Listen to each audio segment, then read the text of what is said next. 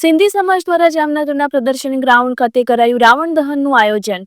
સાંસદ, ધારાસભ્ય, મેયર સહિતના મહાનુભાવોની ઉપસ્થિતિમાં રાવણ દહન કરાયું। રાવણ, મેઘનાથ અને કુંભકર્ણના વિશાળ પૂતળાનું કરાયું દહન।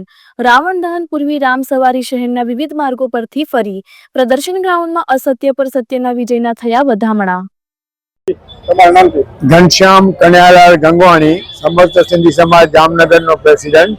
आज रावण दहन नो जे कार्यक्रम हतो ई कार्यक्रम बहु आराम थी अने सुखेथी पूरुं थयुं अने आजे रावण दहन अमे 72 वर्षथी करीए छीए। आ रावण दहन नी पाछळ धार्मिक हेतु तो पहेला छे अने नवी जे पेढ़ी छे जेने आपणा रामायणनुं ज्ञान नथी एने अमे जे राम सवारी करीए छीए एमां रामायणना बधा पात्रो ई जूना वेशभूषामां राखीए छीए अने आखुं गाम फरीए छीए।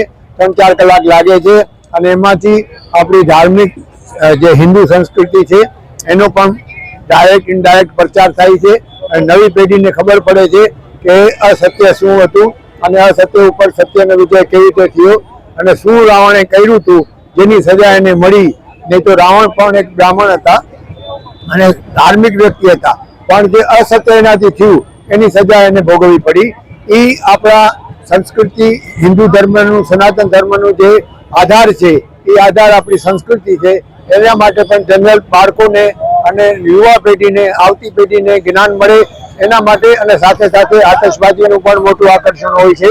એટલે રાવણ, કુંભકર્ણ અને મેઘનાથ ત્રણના પુતળા બનાવી છે। રાવણ 30 ફૂટનો હોય છે, 35 ફૂટનો સોરી હોય છે અને મેઘનાથ અને કુંભકર્ણ એ 30 ફૂટના હોય છે અને ખૂબ જ સારી આતશબાજી હોય છે। પણ એમાં રોકેટ કે એવું અમે નથી નાખતા કે કોઈને તકલીફ થાય કે કોઈને વાગે, પણ ત્યાં જ આતશબાજી થાય।